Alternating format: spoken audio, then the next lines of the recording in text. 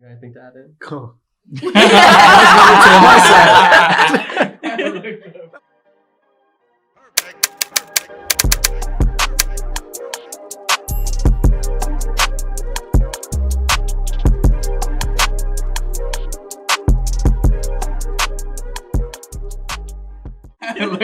just to answer the question. No, I don't think it's racism. At the same time, I feel like it's them trying to protect the lineage. It's a kind of like I think they would seem it as like, oh, but what's wrong with us?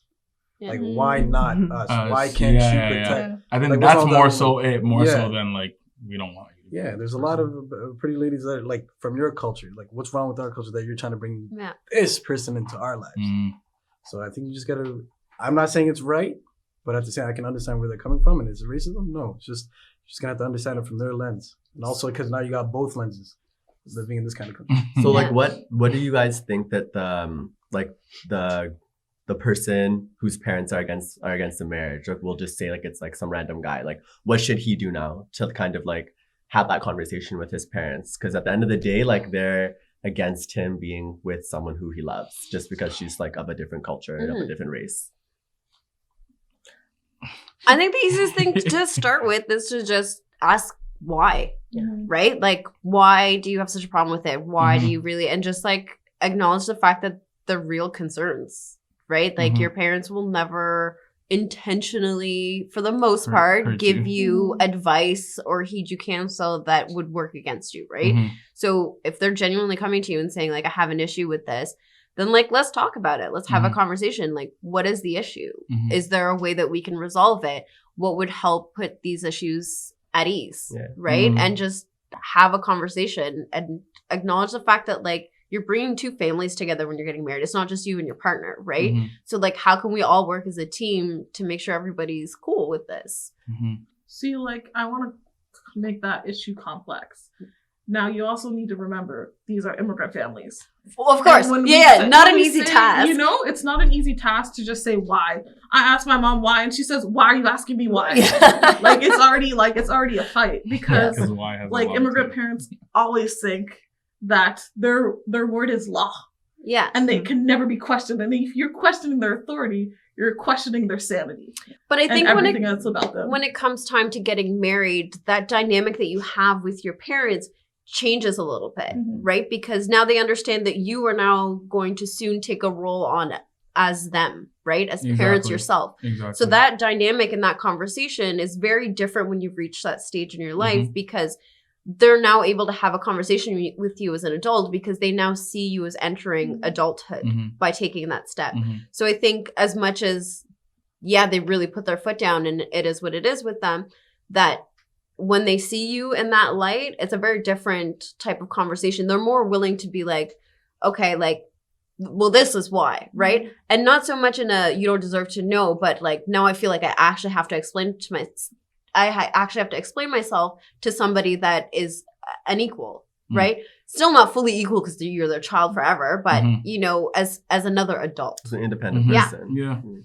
But it's interesting because like just putting myself in those shoes, if that was a scenario, my parents, so I'm Somali, and my parents want me to marry someone who is Somali, but I think the reason is same as what Yusuf said. It's really about preserving that culture and that like lineage, identity, and also it's for them. Like, I don't understand anybody else. It's like I only understand my own people. It's not just about language too. It's like about culture. But for me, it's different. My expectation for my future children is I would want them to, you know, great if you marry someone Somali. That's fantastic. That's nothing wrong with that. But I would want them to be with Black people. And for me, it's protection.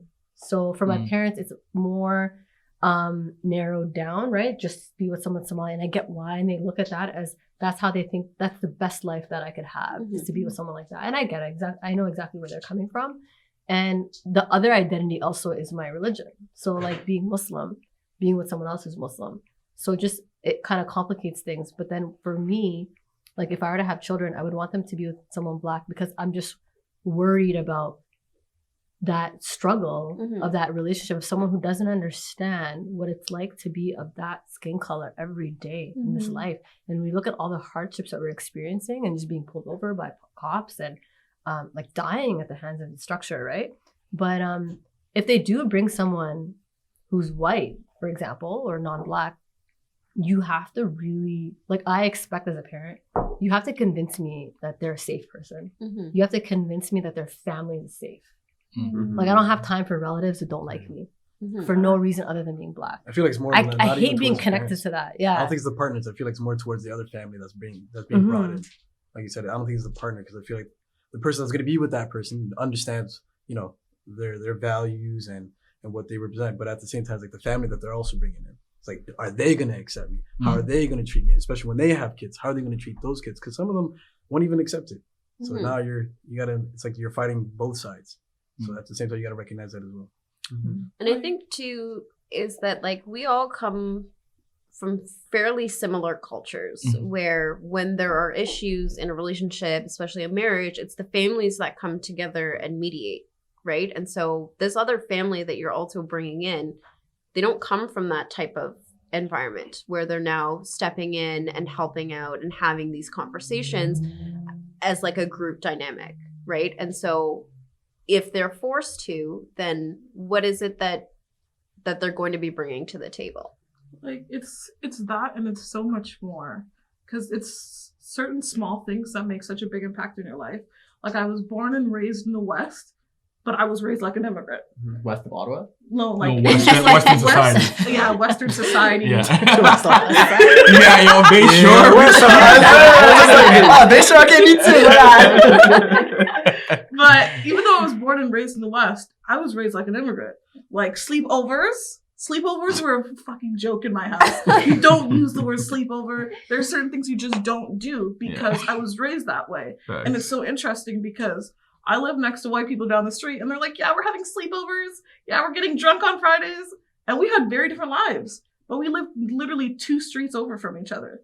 But that makes such a big difference because even though I live in the West, I was raised in a certain culture, and that has such a huge impact on me and how I move through society. There are certain things I would never say to adults that other people would because we were raised differently. And those small things make a big impact on how you're going to raise your children.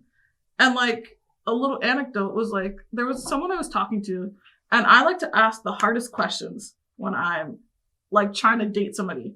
One of the questions was, if we had a Black child and they came home saying they were upset because somebody said they were ugly because they were Black, what would you tell them? And they said, you're pretty.